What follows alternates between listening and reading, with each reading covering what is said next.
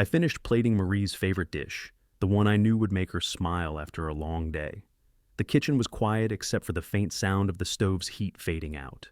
My shirt was stained, sleeves rolled up, and the apron hung loosely around my waist. I wasn't sure what I was expecting, but it felt like a good moment, a small one to keep things together. I set the plates on the table, and when I turned around, I saw her. She was standing there, arms crossed, looking at me like she was waiting for something. "I want a divorce," she said. The words hit me like a punch I didn't see coming. I froze. My hand stayed midair, still holding the plate I'd just set down. My stomach twisted, but I didn't know what to say. What was there to say? For a long moment, I just stared at her, letting the words sink in. Her eyes didn't soften.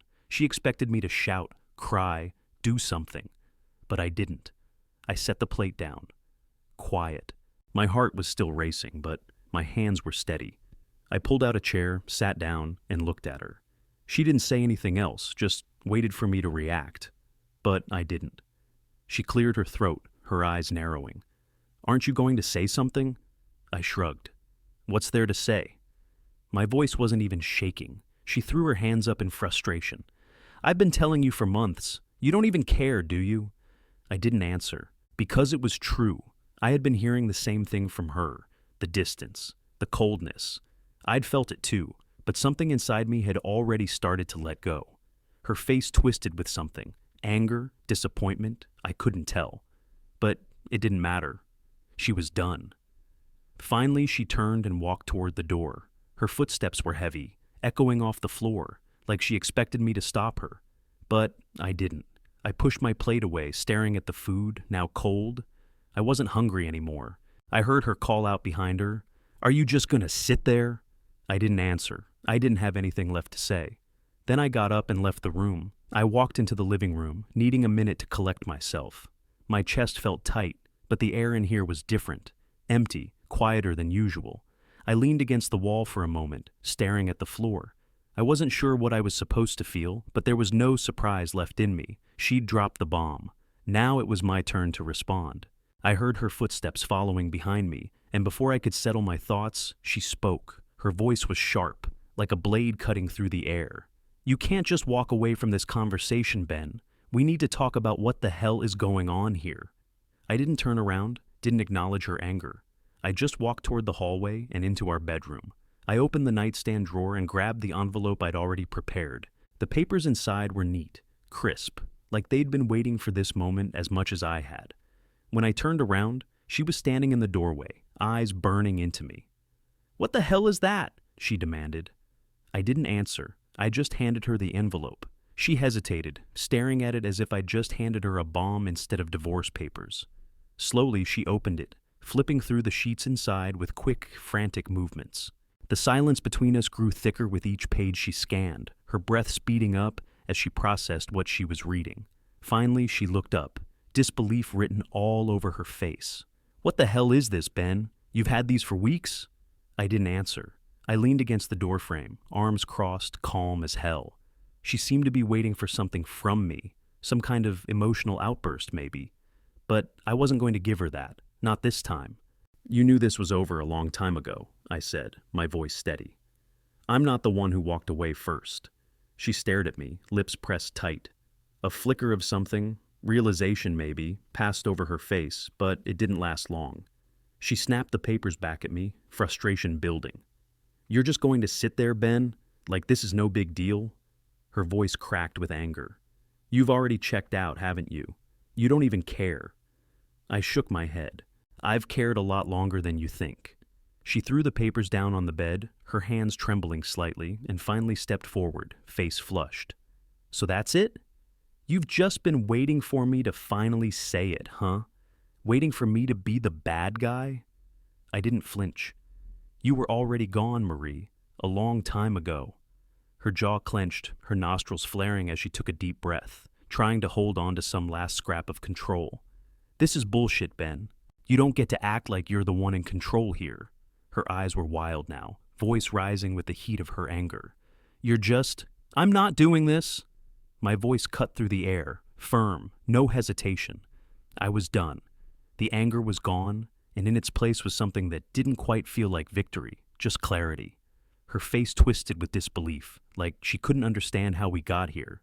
"You're just going to walk away from me now?" I didn't answer. She picked up her coat from the chair by the door and turned toward the hallway. But then she stopped, standing there for a long moment, like she was waiting for me to stop her, to do something. I didn't. With a final frustrated shake of her head, she walked out. The door slammed behind her, and I stood there for a few seconds, listening to the silence that followed. It wasn't relief I felt, not yet. But it was something close, something real. The door clicked shut behind Marie, and I was left standing in the middle of the room, holding the weight of everything that had just happened.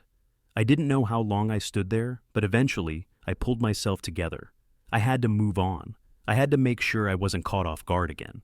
The next day, I found myself sitting across from David, my lawyer, in his office. The blinds were closed, the room sterile and neat, just like him. David was all business, a no-nonsense type, and that was why I needed him. He didn't sugarcoat things. He didn't give a damn about my feelings. He got results.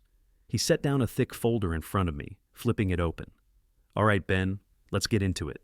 Standard stuff first. Assets, property, kids, if there are any." "No kids," I interrupted. "Just the house, the business, and a joint bank account." He nodded, taking notes. "Okay, that's straightforward, but tell me, what led to this? I'm guessing things weren't great, but I need to know how bad it's been." I leaned back, rubbing my hands over my face. "It's been off for a while. We've been drifting apart for years, really. I kept trying, but it didn't matter." I paused, searching for the right words. "I guess I just didn't see it coming from her. Not this soon. Not so final." David raised an eyebrow, as if something clicked. "You think she was checking out too?" I nodded slowly. "I do. The last year, hell, the last 2 years, there were signs. Little things at first. She wasn't as interested in talking about her day. She'd stay late at work more often. And then, just the silence, you know. It was like we were roommates, not partners." David scribbled something down, not looking up. "Sounds like a classic case of emotional detachment. Could be a factor for her wanting out." I didn't say anything. I didn't have the energy to talk about it anymore. The disappointment, the loneliness, none of it mattered now. "All right, well, let's cover all the bases," David continued. "Any chance there's infidelity involved?" I blinked, and for a moment, the question hung in the air. "I don't know," I muttered, shaking my head. "I don't have proof, but yeah, I've thought about it. I've suspected something, but I haven't seen any hard evidence." David leaned forward. "If you're serious about this divorce, that's something we need to know. It could impact the proceedings, especially with property division." I let out a breath. "I don't want to go digging unless I have to. If it becomes necessary to bring it up, I will. But right now, I'm just focused on moving on." David looked at me for a long moment before nodding. "Fair enough. We'll stick with what we know for now." I sat there, the weight of everything pressing down on me. I felt tired, drained, like I was just going through the motions. As I stood to leave, something clicked in my head. Michelle, Marie's cousin. I didn't know her that well, but over the years, I'd seen how close they were. If anyone had the dirt on what was really going on with Marie, it was probably Michelle. I pulled my phone out as I stepped out of David's office, scrolling through contacts until I found her number. I hesitated, my finger hovering over the dial button. But then I pressed it, the phone ringing once, twice, and then she picked up. "Ben?" Her voice was a little surprised, like she wasn't expecting to hear from me. "What's up?" "Hey, Michelle, I need to ask you something." She paused, probably wondering what the hell I was calling her about. "Sure, what's going on?" "I need to know if you've noticed anything weird with Marie lately. I mean, has she been acting different? Have you heard anything about her seeing someone else?" There was a long silence on the other end, and I could feel the hesitation through the phone. "Why are you asking me this?" I didn't sugarcoat it. "Because I think she's been cheating on me, and I need to know if I'm right. I need the truth." Another pause. "Ben, I don't know what you want me to say." "You don't have to say anything if you don't want to," I replied. "But I think you know more than you're letting on." She sighed, and I could almost hear her weighing her words. "Look, I'm not trying to get in the middle of this, but yeah, I've noticed some things. I'm not sure, but she's been seeing someone. I think it's been going on for a while." I could feel my pulse quicken. "Who?" Michelle hesitated again, then spoke in a quieter voice. "I'm not sure, but it's someone from her past, someone she's been talking about more recently. I don't know exactly who, though." I closed my eyes, frustration bubbling up, but I kept my voice calm. "All right, if you hear anything else, let me know. I need to know exactly what's going on." "I'll keep you in the loop," she said. I ended the call and stood there for a second, trying to process everything she had just said. It was what I'd suspected all along, but hearing it confirmed made it feel real. I had the pieces now. I was going to find out who, and I was going to make sure this divorce went in my favor. The truth wasn't just going to set me free, it was going to bring me the closure I needed. I put my phone away and dialed David's number. I had some new questions. I met Michelle at a small cafe downtown. It was the kind of place that tried too hard to be trendy. Exposed brick walls, overpriced coffee, and the faint hum of indie music playing in the background. She was already sitting at a corner table when I walked in, stirring her drink absent-mindedly, looking more uncomfortable than usual. "Ben," she greeted me, giving me a half-smile that didn't quite reach her eyes. She slid her purse off the chair, motioning for me to sit. "Hey," I said, pulling out the chair and sitting down across from her. "Thanks for meeting me," she shrugged. "You said it was important, so what's up?" I wasn't here for small talk, not today. Not after everything that had happened. I cut to the chase. "I need to know about Marie. I need you to be honest with me. Is she seeing someone else?" Michelle looked at me for a beat, her eyes flicking nervously to the side, then back to mine. She knew where this was going. No pretending. "Ben," she hesitated, clearly uncomfortable. "You already know, don't you?" I didn't flinch. "I know something's been going on. I just need to know who. I need to know the truth."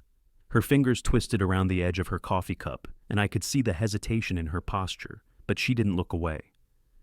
"She's been seeing someone," she said quietly. "I don't know exactly who, but it's someone from her past. I've seen the way she's been acting. Different. Like she's in a rush to hide something." "Someone from her past?" I asked, leaning forward. My pulse picked up. "Do you know his name?" Michelle looked away, her eyes darting to the window, as if she could find an answer in the traffic outside. "I'm not sure. She didn't say much, but I know it's someone who she used to know. Someone familiar." "Dan?" The name slipped out before I could stop it. I didn't even realize I'd said it until Michelle's head snapped back to me. "Yeah," she said softly. "I think it's him." I kept my face neutral. "Dan? From the business?" She nodded.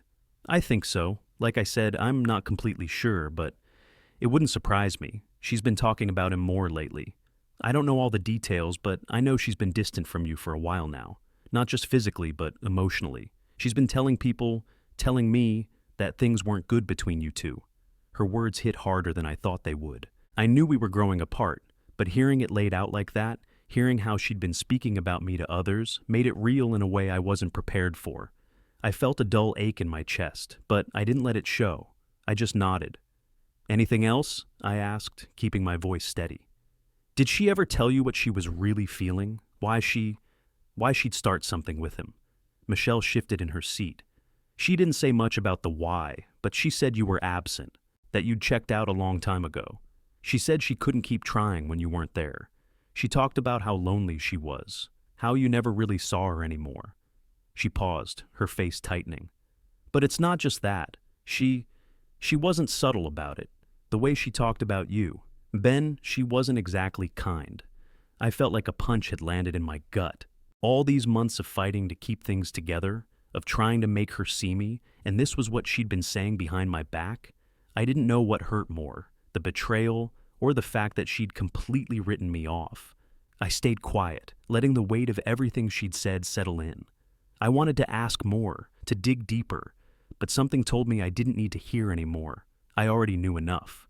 I looked at Michelle, my voice low. "Thanks for being honest. It's a lot, but I appreciate it." She gave a small, awkward smile, and I could see the guilt in her eyes. "I didn't want to get in the middle of things, Ben, but I can see how much this is affecting you. I just want you to know, Marie's not the person she used to be." I stood up, pushing my chair back, trying to ignore the tightening in my chest. "I know," I said, my voice even. "I know." I turned toward the door and walked out, feeling the cool air hit my face as I stepped onto the street. Everything had shifted. The pieces were falling into place. Marie's coldness, the secrecy, the distance. I didn't have proof yet, but I didn't need it. I knew now. I knew exactly what I was up against. I wasn't angry, not yet, but I was done. The truth had finally shown itself, and now I had to figure out how to use it. I wasn't going to let her walk away from this without facing the consequences. I pulled my phone from my pocket, already planning my next move. The fight wasn't over. It was just beginning. The following day, I found myself sitting at my desk in the small apartment I'd moved into a few weeks ago, staring at an old stack of business records. The place was quiet. Too quiet. It didn't feel like home yet, but it felt like a place where I could think. And right now, thinking was exactly what I needed to do. I pulled the thick folder from the drawer, the one that had been gathering dust for years. It held the history of the company I'd co-founded with Dan, long before the shit hit the fan and I walked away. I ran my fingers along the top of the file. I'd built the damn thing from the ground up, and I knew every inch of it. But when the business became a monster, when it was no longer what I wanted, what we'd started it for, I had checked out. I had handed the reins to Dan, and the relationship soured soon after. We didn't talk much anymore. We didn't need to. But I had to go through these records. If Dan was involved with Marie, if he was the one she'd run to, I'd be damned if I didn't have something concrete to hold on to, something that could make the divorce proceedings go in my favor. I started flipping through old contracts, emails, financial statements. The further I dug, the more things started to line up. Dan's name appeared again and again, discreet mentions of him attending meetings, decisions he'd made without my input. It wasn't just the company I'd built. It was him slowly and quietly taking control of everything. And then I found it. One email from 2 months ago. Marie's name in the subject line. The contents were brief, but the language was intimate. Too intimate. Casual references to our next project and can't wait to see you tonight. Things that made my stomach twist. It wasn't the smoking gun I was hoping for, but it was enough. It confirmed everything Michelle had hinted at. The knot in my chest tightened, but it didn't feel like the wave of anger I'd expected. It wasn't rage. It wasn't betrayal. It was more like detachment. I felt like I had already known this, like it was inevitable. This was the end, not just of my marriage, but of everything I'd once cared about. I pulled out my phone and dialed David's number. I didn't need to say much. He knew what I wanted. "David, it's Ben," I said when he picked up.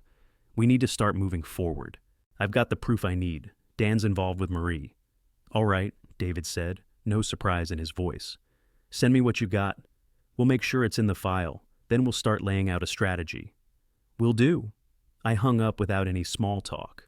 I sat there for a while, staring at the screen.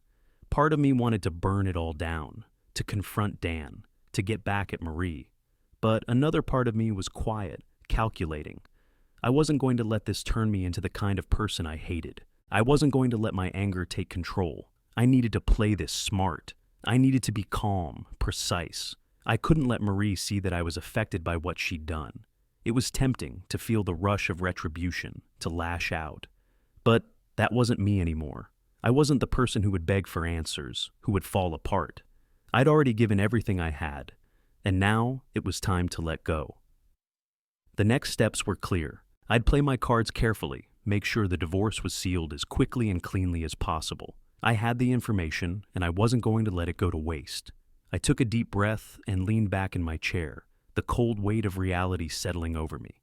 This was the final chapter, and I was done being the one who didn't see it coming. With the files in hand and a plan forming in my mind, I got up from my desk. I knew what I needed to do next. The phone calls started almost immediately. At first, there were just a couple. Voicemails left in that familiar tone of hers, somewhere between pleading and frustration, each one more insistent than the last.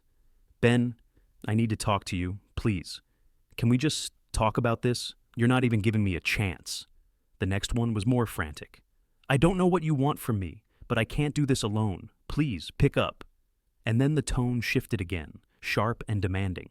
"You're just going to ignore me now? After everything we've been through? This is bullshit, Ben." I didn't pick up, not once. The silence was deliberate. I knew exactly what she was doing. She wanted me to react, wanted me to give her some kind of response, some kind of emotion, anything to prove I was still attached. I wasn't going to give her that, not anymore. I went about my days the same way I always had, focused on my work, keeping myself busy with the small tasks of settling into the apartment. The walls were bare, but it didn't feel empty, not yet. I wasn't going to let it. I kept my mind on the future, on what was next, and tried to block out the noise from the past. There was something peaceful about the routine. I was starting to feel like I could breathe again, like I didn't have to tiptoe around, waiting for the next emotional storm. The apartment was small, quiet, and it was mine. I didn't need anything else. Not right now. But the messages didn't stop. Another voicemail, this one softer, like she was trying to find some way back in. "I'm sorry, Ben. I didn't mean to hurt you. I need you to talk to me." It was exhausting to listen to, but I couldn't bring myself to delete them. Each one was a reminder that I wasn't giving her the satisfaction of a response. She was trying to pull me back in, to make me feel guilty, to make me doubt my own decision. And I wasn't going to let her. Days passed in this rhythm, silence on my end, her increasingly desperate attempts to break through. It wasn't that I didn't feel anything. I did. The resentment, the betrayal, the anger, all of it was there. But I wasn't going to let her see that. I wasn't going to let her have control over me again. Then, on a quiet evening, as I was sitting at my desk, I heard a knock at the door. I didn't move. At first, I thought it might be someone else, maybe a neighbor or a delivery. But then I heard it again, more urgent this time, and I knew. I stood up slowly, my chest tightening, but I didn't rush to the door. I walked over and looked through the peephole. There she was, Marie, standing there, hands on her hips, looking frustrated and, for the first time in weeks, vulnerable. I took a deep breath. I wasn't going to let her in. The knocking continued, persistent, like she couldn't stand the silence any more than I could. I heard her voice muffled through the door. "Ben, open the door. We need to talk. Please, I can't keep doing this without you." I stayed still, my hand resting on the doorframe. She wanted me to engage. She wanted me to break. But I wasn't going to. The silence in the apartment felt thick now, like it was wrapping around me. I didn't move. A few moments passed, and then I heard her footsteps fade down the hallway, followed by a car door slamming. I exhaled slowly, not sure if I felt relief or something else. There was a certain power in her frustration, in the way she couldn't control the situation anymore. But that power was fleeting, and I wasn't going to let it control me. She wasn't going to win this. Not with her guilt, not with her manipulation. I went back to my desk, my hands steady. The message had been clear. She wanted me to care. But I wasn't about to let her drag me back into the mess she'd created, and now, as much as I hated to admit it, I was free. The door had been closed, and for the first time in a long time, I felt like I was the one in control. The knock at the door wasn't a surprise this time. I knew she was coming. It had been days since I'd last heard from her, but I knew this moment was coming. I'd been waiting for it. When I opened the door, Marie was standing there, eyes wide and red. Her face was flushed, and she looked like she hadn't slept in days. "Ben, we need to talk," she said, her voice shaking, but not from fear. No, it was anger, frustration. I stepped back, letting her in. I didn't say anything, didn't ask her to sit. I just waited. She took a breath before she started, the words tumbling out fast, like she'd been rehearsing them. "You've just stopped caring, haven't you? You've been absent for years, Ben. I've been telling you, but you wouldn't listen. You didn't care about me, about us. You didn't even try." I didn't interrupt. I'd heard this before, but now it was coming from her mouth like a new weapon, sharper than I expected. "I tried, Marie," I said quietly. "I tried to hold this together, but you stopped caring, a long time ago. You were already gone before I even knew it." Her eyes flashed. "So that's it, huh? You're just going to blame everything on me? You're going to blame me for leaving when you were the one who checked out years ago?" I didn't flinch. "I'm not blaming you, Marie. I'm just stating the truth. I was here, trying to make it work, and you weren't. You made that clear." Her breath caught, and for a split second, I saw something break in her eyes, something softer. But then the anger came rushing back. "You think you were the only one trying? You think I wanted to feel this way?" Her voice cracked. "I was stuck in a marriage with a man who didn't even see me anymore. How do you think that felt?" I stood there, still as stone, not moving a muscle. "I'm not asking for sympathy, Marie. I'm not your damn emotional support anymore. She paced, running a hand through her hair. You've always been like this, cold, distant, and now you think you're just gonna walk away from everything, huh? Like it never mattered to you? I shook my head slowly. You're the one who's walking away, Marie. I'm not the one who asked for a divorce. You made that choice. She stopped pacing, her face tightening with something like desperation. I'm not the one who ruined this, Ben. You were emotionally absent long before I even decided to leave. I didn't say anything for a moment. She was twisting things, trying to make it my fault. But I wasn't going to let her. I stepped forward, and when I spoke, my voice was calm, unyielding. You've been seeing Dan long before you decided to leave. Don't stand there and pretend you didn't already have one foot out the door.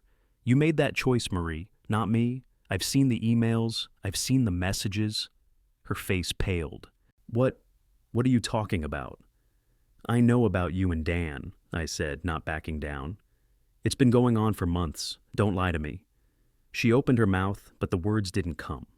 For the first time, she was speechless. She knew I was right. You can't blame me for something you've already done. You're not the victim here, I said. You made your choices. I've made mine. Her eyes burned with something between guilt and anger. You don't get to call me out like that, Ben. You think I don't know what you've been doing? You think I didn't notice the way you've been shutting me out for years? I felt my blood start to simmer, but I didn't let it show. I wasn't going to let her provoke me. Fine, she said finally, her voice shaking now. If you're so done with me, why don't you just let me go? Why don't you sign the papers already? I didn't answer immediately. I just walked over to the kitchen table, grabbed the envelope that had been sitting there for days, and handed it to her. It was thick with legal papers, everything she needed to know about the divorce proceedings, everything that would mark the end of this for good. She looked down at the folder, disbelief crossing her face. This is it? Her voice dropped softer now, like it was all suddenly sinking in. I nodded. This is it, Marie. I'm done.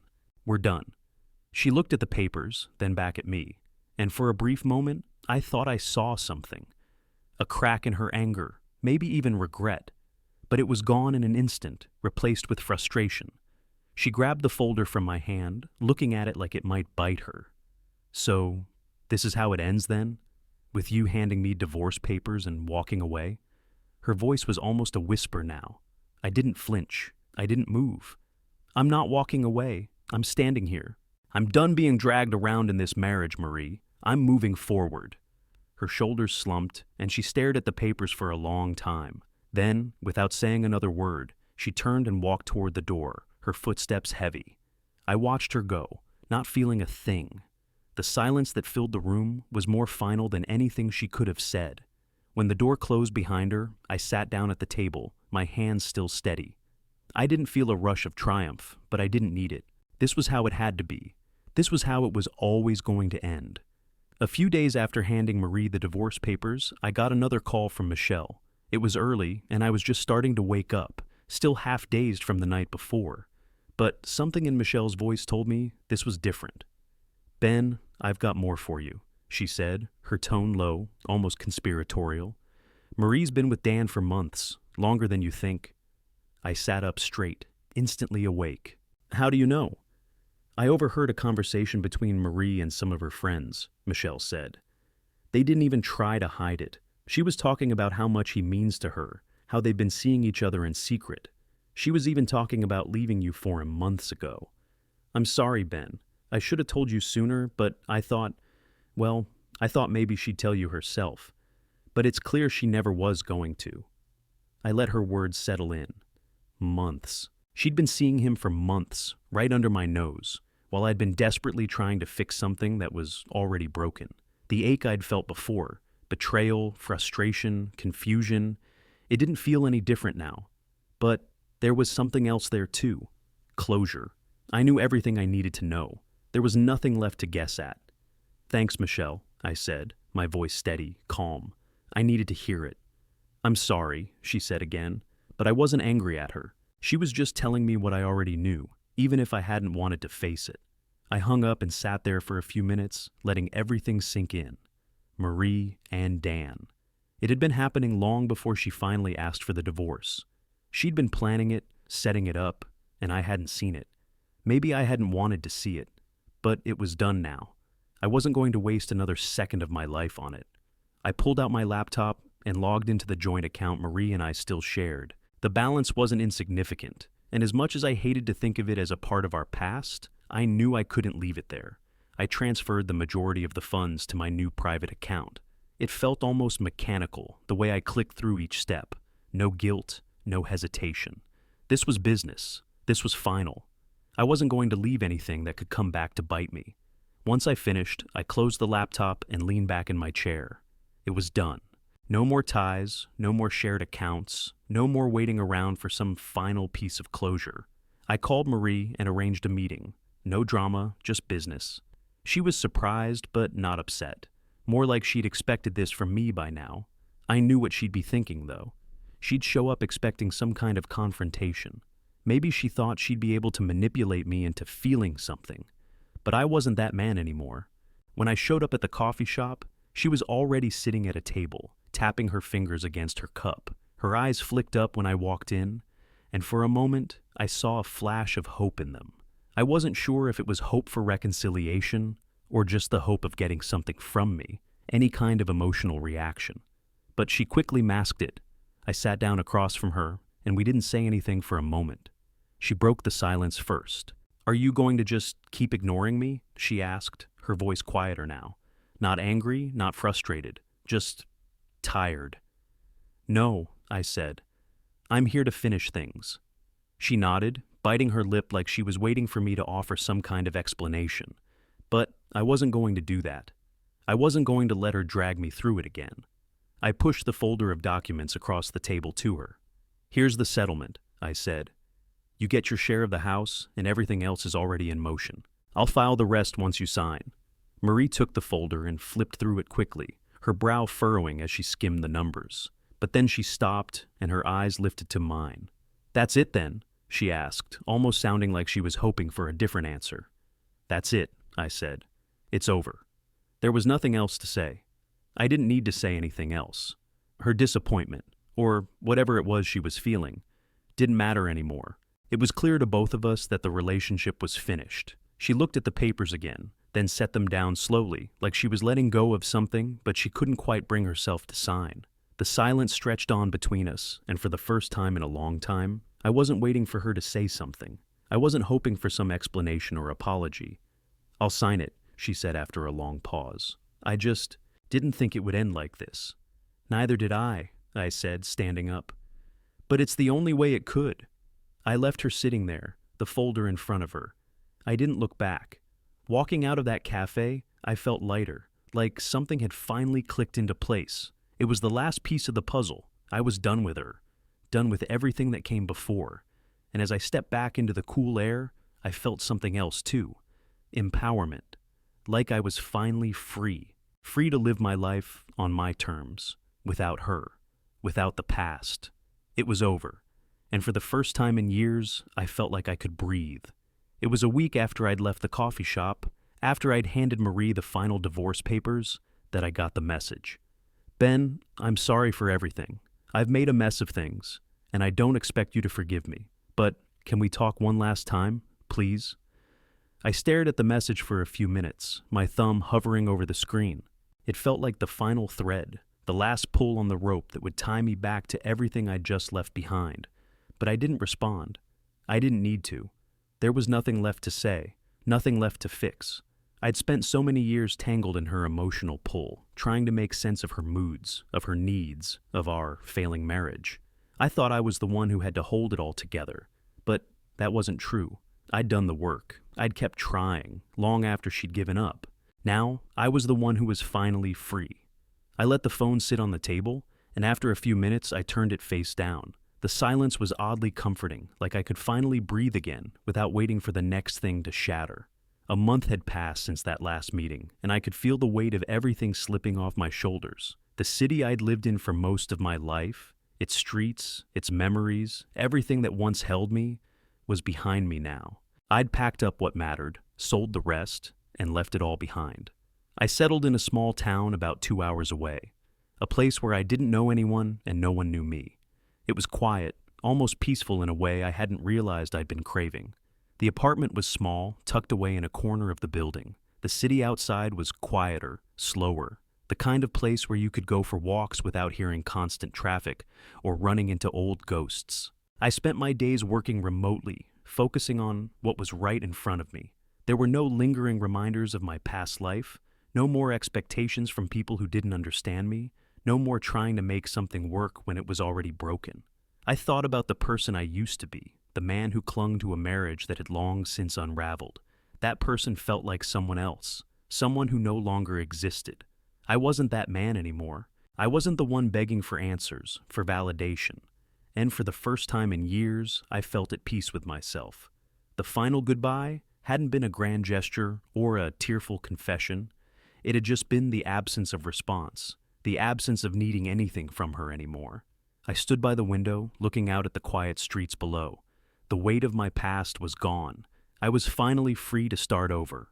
Marie's message wasn't a temptation anymore. It was just the last thing I had to ignore. And as I stood there, breathing in the silence of this new chapter, I knew my past was behind me. Everything that had once defined me, all the mess, the heartache, it was all gone. I wasn't going back. And for the first time, I felt like I was exactly where I was supposed to be,